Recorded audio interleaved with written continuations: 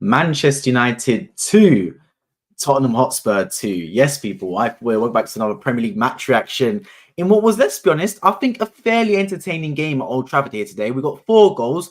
I think it is fair to say the first half was much better than the second half, but it reached a point in the game where, to be honest, both teams were happy with the point. It felt like neither team really wanted to go that extra yard to try and get the winner, and I think they feared losing more than they really saw the light at the end of the tunnel, potentially winning the game. And to be fair, I think both teams would be happy with a point. I genuinely think so. I don't think it's a point that sets either team back. I mean, if you look at the reflection of the game, I think I'm going to commend Tottenham Hotspur more than I will commend Manchester United, because I actually think Tottenham actually put more into the game. You're looking at a Tottenham team right now that is missing 4 of their key players. Hojlund Son at the Asia Cup. Then you've got Kulusevski, who's missing this game due to illness/injury. Then you've also got Sarr and Bissouma, who in my opinion have been 2 of the most breakout players in this league in terms of their progression from last season to this season. So as a Spurs team that was missing 4 key players, yet still in my eyes performed at a real top quality today. I thought Spurs were the better team. They were knocking it around nicely. They were playing through the lines, had some really creative stuff in there, and really good actually attacking moments. And the goal from Bentancur summed that all up. Then on the flip side, you've got Manchester United. And this has been a Manchester United team now that I think Gary Neville summed up perfectly in commentary. It's a Man United team that lives on moments. They don't really dominate a 90-minute football match anymore, Manchester United. It's been that way, to be honest, for years now, not even months or weeks, for absolute years, since Sir Alex Ferguson's left the club. I don't see real identity with the football club. I know Eric Ten Hag now has been there for over a year, so you're looking for him to really imprint something. But again, today, I watched a Man United team that only really looked dangerous on the counter-attack, only really looked dangerous when the ball was at Fernandez's feet or Eriksen's feet, and Rashford, Hojlund, and Garnacho are making runs in behind. That was it. There was no real penetration in terms of actual linking together passes. It weren't like Man United were going to get a goal from more than 10 passes in this game. If they were going to score, it was going to be maximum 5 passes. It was going to be a quick link-up play and then in behind. I think both Man United's goals were really good quality from both strikers, Hojlund and Rashford, in terms of the finish. But there weren't real link-up play there. So I think overall, to be honest with you guys, I think it's a point that both teams will take. I think if you asked Spurs before the game, missing Hojlund Son, going to Old Trafford, would you take a point? I think many would say, yeah, we'll take a point there. And if you ask Manchester United, based on the reflection of the game, how you played, I think they'll take a point as well, because I think Spurs were the better team, to be honest. And it's a point that sets neither team backwards. I think, look, for United, right, it's your first game with Sir Jim Ratcliffe at the helm in terms of footballing director with Ineos. He was next to Sir Alex Ferguson today. He was overseeing it. I think he'll see there's a lot to improve upon with Manchester United. Now, I don't think Man United are as far back as many people might assume. Because look, there's some still good pieces. I think Bruno Fernandes is a fantastic footballer. Rashford was, in the first half, the best player, in my opinion. I thought he was fantastic in that first half.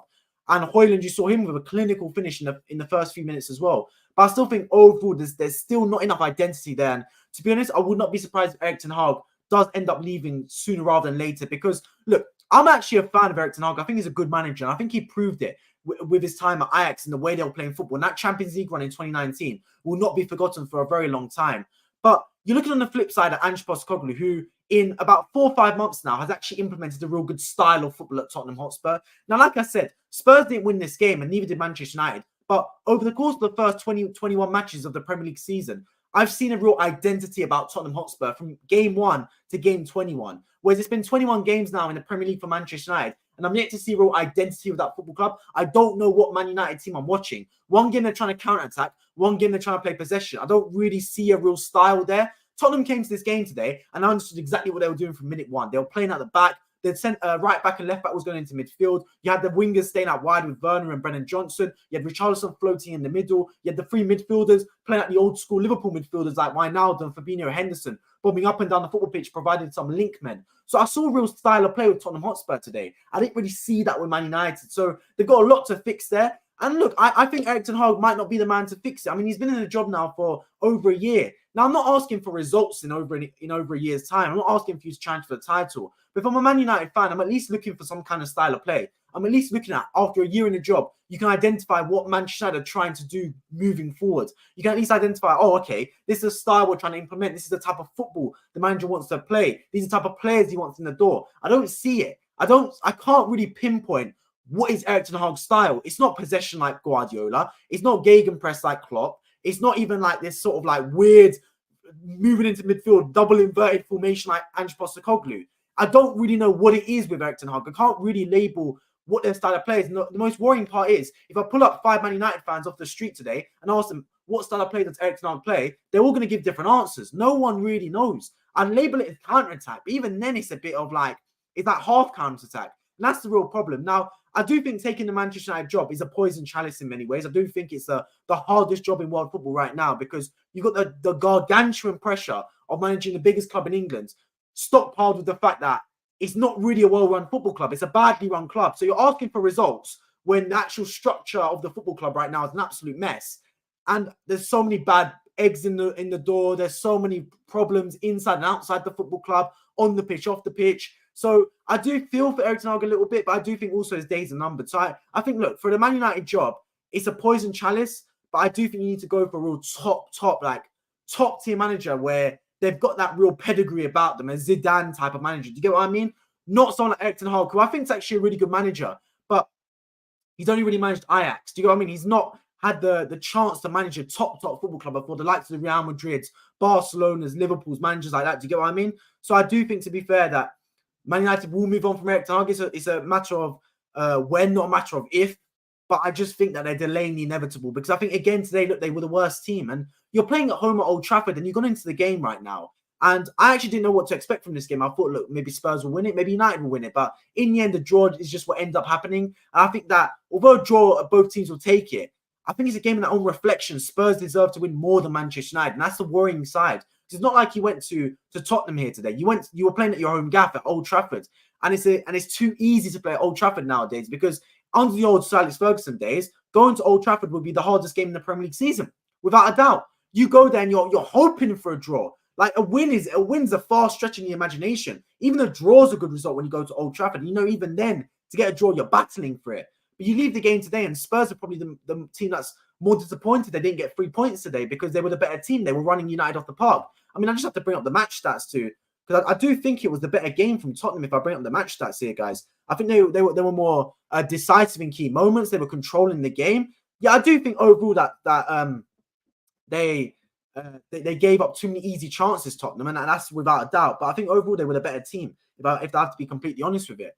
And they'll be a bit unlucky they didn't get with the 3 points today, because look at the shots here today. Spurs had almost double United shots, had treble theirs on target, and had 2/3 of the possession, basically. Do you get what I mean? So it's a better game for Tottenham Hotspur, but United come out of it with a point, so I think they'll take it. Let's get into some of your comments before I then talk about Tottenham. Mali, I appreciate you joining the stream. Hope you're doing okay. I guess yeah, I'm doing well, thank you. United are so inconsistent. Exactly. Very, very inconsistent, man. I'm glad Tottenham didn't win. Yeah, myself as well. I didn't really want Tottenham to win, but I just wanted a good football game, to be honest with you guys. We need a new manager. Well, Arsenal look like they need a new manager as well. I agree with you there, but look, don't worry, Arsenal play next week, man. I've got another 7 days without having to worry about Arsenal Football Club, man. And trust me, I'm relishing the opportunity to not have to worry about Arsenal, because Arsenal nowadays looks like a bit of a mid-table club rather than a champions, to be fair, which is a bit of a stinker. But let's talk about Tottenham Hotspur, actually, because I do think Ange Postecoglou came to this game today. And I think Spurs came into the game. I wasn't sure what to expect. Were Spurs going to play the usual Tottenham we've been expecting this season, which is forward-thinking, fast flow football? Or were they going to sit back and try and actually play in the counter-attack? And to my pleasant surprise, actually, they actually went for the game, because I'm used to Tottenham in recent seasons, right? Going to big games away from home and parking the bus and playing defensive football, whether it was under Conte, Mourinho, Nuno Espirito Santo, you get me. But Spurs came to the game today, and I thought they played from minute one, forward-thinking stuff, and actually took the game to United. And I really have to commend them for that. And coming off the pitch, I think they'll take a draw, given before the game, a draw is actually a good result going to Man United. But I think on the reflection of the match, they got to sit there and go, you know what, we actually could have won this game. If they were a bit more refined in their final moments, and when I say refined, I don't necessarily mean scoring goals in terms of strikers. I think even the final ball was missing, let alone the final finish. I think Werner had a few chances where he could have shot or passed in key moments and didn't really take his chance there. So I think Spurs, right, if they were refining the key moments, that's maybe what not having Son lacked. Because I think if Son was on the pitch, given this form he's been in for Tottenham, maybe they do win this game and they come away from Old Trafford with a deserved 3 points. But a draw is an okay result. I think it's fair given the chances United had on the counter-attack. But I think Spurs were the more likely team to win it. But I think the main thing for Spurs is, again, under Ange Postecoglou, you're missing 4 key players: Heung-min Son, Dejan Kulusevski, and who I've said before, 2 of the most improved players from last season, Pap Sarr and Yves Bissouma, and you still come to the game today and dominated. That's got to be a real positive sign. Yes, you had Mickey van der Ven back, but I think it's a massive, massive player to come back from injury for Tottenham, because you know me, I think I'm a massive fan of Van der Ven. I think he's a superb defender. But equally so, you got to look in the key moments, go, you throw it away, man. Like, first 3 minutes, Spurs, terrible defending to give away the goal. The Rashford one, terrible defending there as well. And if Scott McTominay knew how to header a football, you might have lost the game 3-2, which would never have been deserved in a million years. So I think the key moments for Spurs, they lacked it. But I think overall, I think it's actually a good result in terms of building blocks. I think it's a performance that you can take merit from Tottenham Hotspur's point of view and Ange Postecoglou's point of view. And look, for the most part, if you look at the table nowadays, right, with Spurs, they sit on 40 points. They're fifth right now. They're basically guaranteed like Europa League football minimum right now. They're doing all right, to be fair to them. They're doing all right to be fair to them, Spurs. So look, I think Spurs have played some really good football this season as well. And I have to say that, man. Like, I'm as an Arsenal fan, I'd rather watch Tottenham play football than Arsenal play football right now. And that's genuinely being honest. That's taking bias out of it. When I watch Spurs play football, win, lose or draw, I'm being entertained. I think that's a very important thing to not forget. I know it's easy to only talk about the result, but Spurs for a long time, since Pochettino's left the door, to be honest, have not played any exciting football whatsoever. And so I think that should not be taken for granted, the fact that you're watching Tottenham Hotspur play football and you're watching them play actually exciting stuff, play on the front foot and look to take the game to teams nowadays. So I think you have to give them credit for that. And yes, results are coming, and I think there's a little bit of inconsistency to Tottenham at times. But I think when they've got their full strength team, they're tough to beat, man. They're a very tough team to beat. And no one wants to play football against Tottenham nowadays. So I think they're a good team, man. They're a good team. Jeff, appreciate you on the stream, my friend. Spurs need to win matches like this if they are going to stay near the top, but a draw is a fair result. Yeah, I agree with you to an extent. But I think, look, like Arsenal last season, right? Arsenal last season punched above their weight. No one expected Arsenal to go for a title run last season. It's the same for Tottenham. No one's expecting Tottenham to really go for a title charge at the start of the season. I think no one was expecting Tottenham to even go for a top 4 race. Now, for them, they've actually played very well this season. The problem is, a lot of teams, Man City, Arsenal, Liverpool, Aston Villa, Tottenham, those 5 teams, none of those 5 teams have been good enough to fight, to really be like out of the pack, guaranteed title contender favourites right now. I think Liverpool have been very good, very, very good. For me, I think Liverpool are the closest challengers to Man City right now. I think Arsenal dropped off Liverpool, to be fair. I think Liverpool flipped Arsenal big time and been much more favourites to win the title. But even so, Liverpool, Man City, Arsenal, Aston Villa, Tottenham, those 5 teams, no one for me has been clear of the pack where it's like they're running away with it. And they've all just been like really good. So even though Spurs have been good this season, they're out the top 4 right now, despite the fact that 9 times out of 10, this performance so far this season would be good enough to get you top 4. Like, Spurs are on course to get just under 80 points this season. Like, if you extrapolate their points now to the end of the season, they might end the year with like 75, 76 points, which in most Premier League seasons is good enough to get you top 4. The problem is nowadays, there's 5 really good teams in this Premier League, Aston Villa included. But I think over at the same time, right, you just got to stay with the pack. And Spurs, look, if you don't get top 4 this season, it's not a bad season whatsoever. I think there's a lot of positives, and you're still in the FA Cup as well. I think going out the Carabao Cup was a bit of a shame, to be fair, if you're a Tottenham Hotspur fan. I think overall, there's a lot of positives there. Probably should have won, but could have easily lost the last minute with McTominay header. Exactly. And look, that was the key moments that Spurs lost the game there. Because I think Spurs overall, they're good, but I think they switch off in key moments. That's going forward and going backwards as well. Because the football matches are decided in the boxes, whether we like it or not. Those are the key moments in the game. I think Spurs, for the vast majority of the game, and definitely the middle thirds, were superb. I think in the key boxes, they lacked it, man. I think they lacked it in terms of the chances they had. They should have made more of it. And going backwards, they conceded too many easy chances. And they should have, to be honest, lost the game 3-2 at the death. But it's one of those things. You never walk alone. Appreciate you on the stream, my friend. They'll get Champions League footy if we get 5 spots for the new Champions League format. That's a good point, actually. I forgot about that. I'm not sure if the Premier League will get 5 spots, though, because of the coefficient. I think after the fact that United and Newcastle got knocked out of the Champions League, I think the 5th spot might go to La Liga or something, or Serie A. I'm not too sure, but either way, I do think, to be fair with you guys, that Premier League does deserve 5 spots. Definitely does. A good weekend for us, though. United, Tottenham and Villa dropping points. Exactly. And look, Liverpool now go next week against Bournemouth. And here's the thing with Liverpool, right? I've looked at their fixtures coming up. Bournemouth is a tough game, especially away from home, especially because I actually think Liverpool away from home have struggled this season. Though I think their home form's been basically immaculate. But I think away from home, they've struggled a little bit, Liverpool. And you're missing Mohamed Salah, who I think every Liverpool fan can admit has been a key player for Liverpool Football Club, a key player, especially this season, because when you struggled away from home, Salah's been the one to step up and get you that goal in key moments. Now, I think the fact you beat Arsenal 2-0 at the Emirates, I know the fact it was an FA Cup game and not a Premier League game will mean that it doesn't matter in terms of Premier League, but I think what it will give Liverpool is a lot of confidence that players like Luis Diaz, Nunez, Gakpo, Jota can step up in big moments for Liverpool Football Club. I think that's what will give them a lot of confidence. Because with Salah missing, someone needs to step up for Liverpool. Because Salah's been carrying the load right now. And if you look at Liverpool right now, they're the best team to challenge Man City. They're top of the table right now. If you look at the league table, they're 5 points clear of Arsenal right now. They're 2 points clear of Man City. They're 2 points clear of Aston Villa with a game in hand as well. So to be fair, right now, Liverpool Football Club, they're in a good position. They're in a very, very good position. The key for them is, though, right, they can't lose the gas right now because Man City have been sleepwalking this season, to be fair to them. I want to say sleepwalking, no disrespect to Man City, but they have been.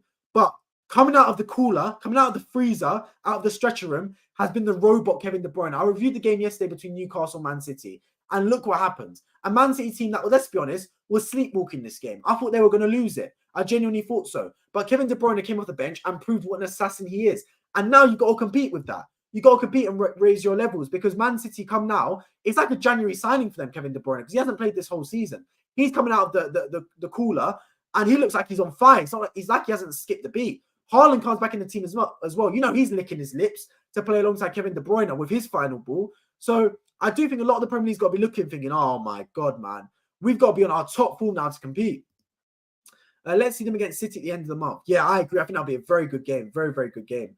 Liverpool's a maybe, but I think now that City will end up coasting to the title. I don't want that, though. I don't want that. Now, look, I'm an Arsenal fan, right? I'm an Arsenal fan for a fact, and I'd love Arsenal to win the Premier League. But more than anything, I want a competitive Premier League. The reason I kept watching the Premier League so, like, in such a diligent matter and so fascinating was because, despite the fact Liverpool only won the Premier League one time out of the last 5 seasons, barring last season, of course, was because they kept Man City on their toes. And if it wasn't for Man City's Pep Guardiola, they would have won the Premier League title, Liverpool, probably at least 3 or 4 seasons. They lost the title on 98 points. It's incredible. It's genuinely incredible. So I think, to be honest with you guys, that I would never write off Liverpool. Never write off Liverpool. I think Liverpool have got a better chance than Arsenal right now because they've got the experience. They've got a better manager than Arsenal because I think Jurgen Klopp has been in this position before. They've got a killer in Mohamed Salah who, despite the fact he's missing the next, whatever it is, 5-10 games of the season, he is still going to be a player that's an assassin in the key moments for Liverpool.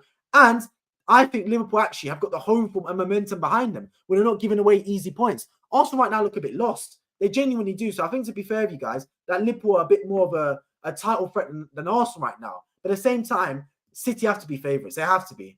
Exactly, Jeff. Look at KDB yesterday. He was on fire, man. On fire.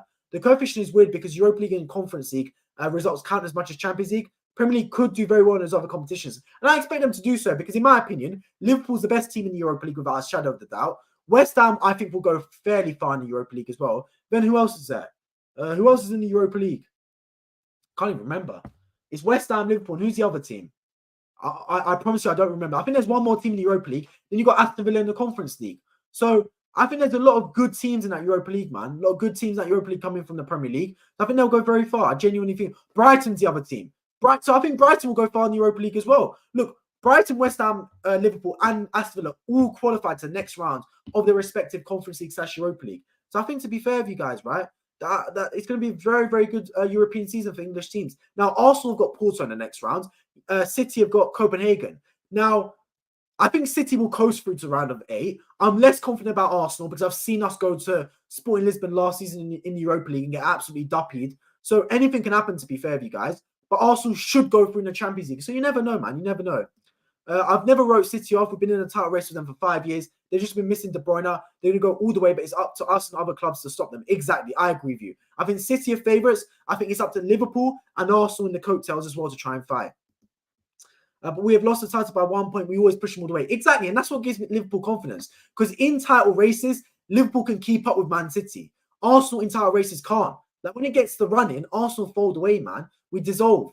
We fold like a house of cards. Whereas Liverpool in title races actually hit their best form. And if it isn't for the City, it's with City and Liverpool, it's punch for punch. It's genuinely punch for punch. And City just end up jabbing more than them. They win on points. Whereas with Arsenal, it's punch for punch, punch for punch. And as soon as you get into round 11/12, Arsenal just lose all gas and get knocked out. That's what it is, it feels like. So I have more faith in Liverpool in the title running than I do Arsenal, to be fair with you guys. And yeah, we do struggle away from home, especially against teams with a low block. We struggle to break them down, but I think we should have Jota on the right until Salah comes back. he has played there in the past few times. And one thing about Diego Jota, right, is I know he's been injured a lot of times, but I think Jota's one of the most clinical finishers at the football club. I think alongside Salah, if there's a chance, I want it to fall to Jota, especially in big moments. I think Diaz has fallen off this season. I think Diaz is a fantastic footballer, but I think he's not the same player from a couple seasons ago. I think Núñez is very raw. I think Gakpo, I'm not a fan of Gakpo, to be honest with you guys. I think I'm not a fan of Gakpo whatsoever. My favourite front three for Liverpool has to have Salah in there, has to have, in my opinion, Jota in there as well. I think Jota has to play in there alongside Salah. And I think it's a toss-up between Diaz and Núñez on the left wing. I think Gakpo can't play in your best front three, to be fair with you guys. But that's just my thoughts on it. We're going to have a tough time. I agree with you. But look, we're back next week. Arsenal play next Saturday against Palace. Liverpool play next week against Bournemouth. I'll be reviewing both the games live on this channel as well. So if you're new around here, make sure you subscribe down below on my road to 6,000 subscribers on YouTube. Brighton Aston Villa could do very well in the Europa Conference. I agree. I agree as well. Porto are better than Lisbon. Exactly. And we lost to Lisbon last season. So anything can happen with us, guys, man. Genuinely, anything can happen. But yeah, I thought overall this game was interesting as well, guys. What is your thoughts on who's going to make the top four this season? My thoughts from the start of the season was Arsenal, City, Liverpool, Man United. I'm not going to change it yet. I think United still have some form to hit, and I think they're not a million miles off the top. Like, if we look at the table right now, guys, yeah? Let's look at the table. Liverpool top right now. Tottenham sitting fifth. United sitting seventh. Now, United are 8 points off the top four right now, but obviously they played a game extra. It's not a million miles off it. They're genuinely not. They've got ground to make up, I agree, but they're not far off challenging for the title. So I do think, to be fair with you guys, that they've got a lot to ground to make up, Man United, but they can make it up. And let's look at the form as well, guys. Like, if you look at the form of all the teams, Liverpool, good form. Man City, good form.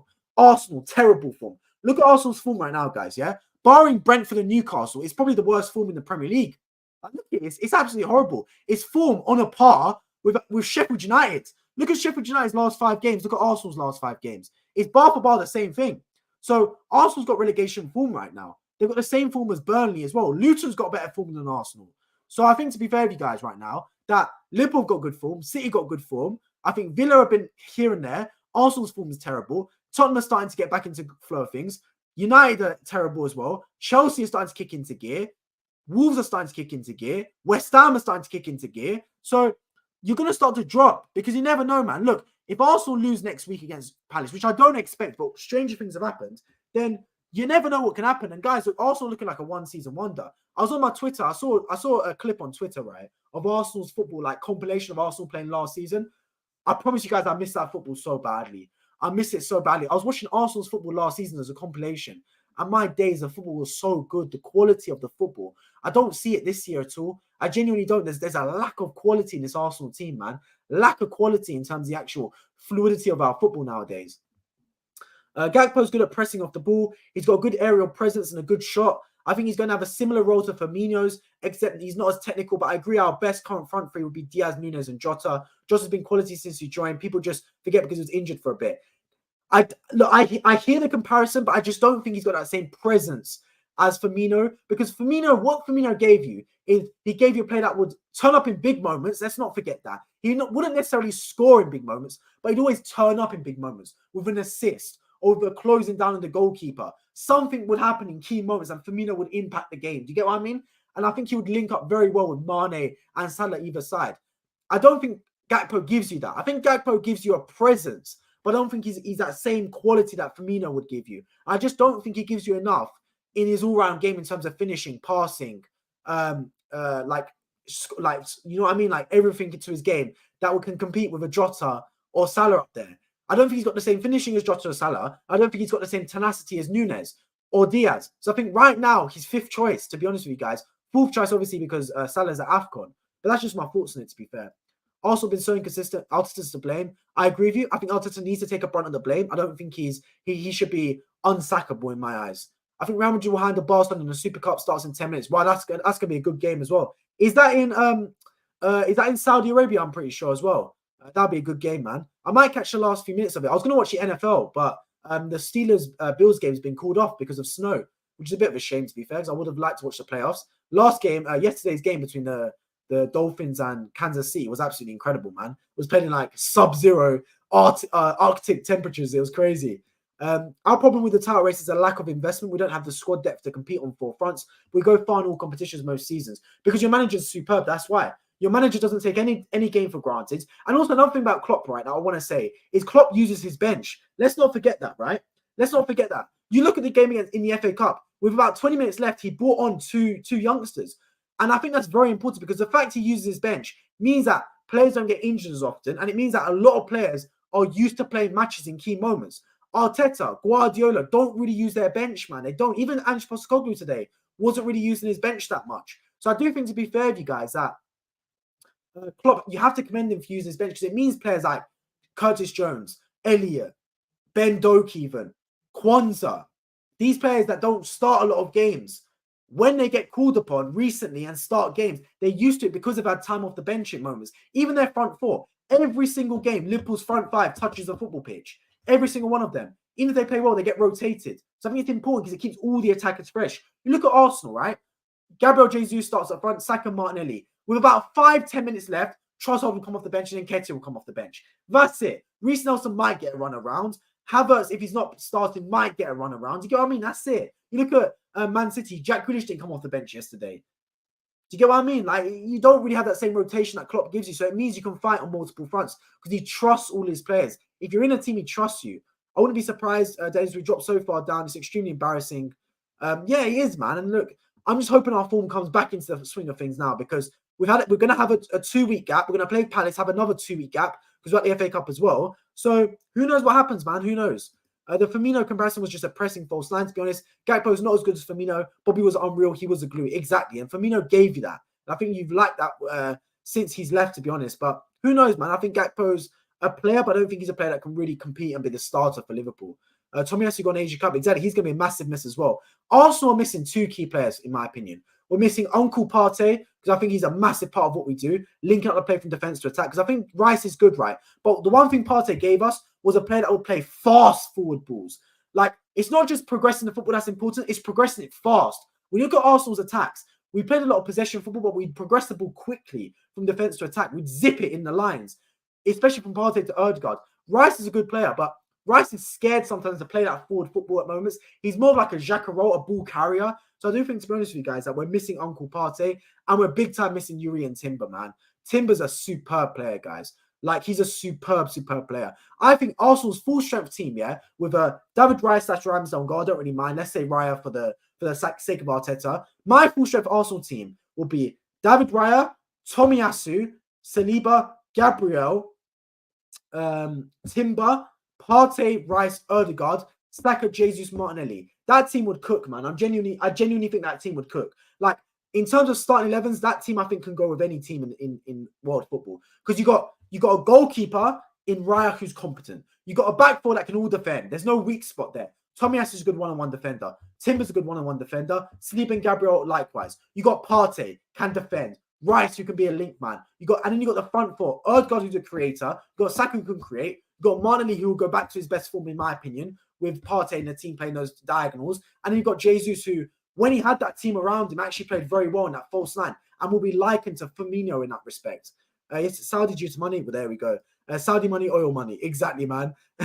Predictable lineup. There we go. But yeah, I appreciate everyone that tuned in. There'll be no streams in midweek, but I will be back next weekend for Arsenal versus Crystal Palace in the Premier League, and I'll be streaming it as well for Bournemouth versus Liverpool on Sunday. So stream on Saturday and Sunday. As always, if you do enjoy the Premier League and football streams on this channel, make sure you subscribe down below. I apologize, it's been a very slow January. Not necessarily due to me. I mean, it has been due to me because I've got exams and I've been busy, but also because there's not really been much football. But when February comes around, guys, don't you worry, because we've got the Champions League back in full flow and the Premier League as well. So yeah, I appreciate everyone that tuned in. I hope to catch you guys all in my next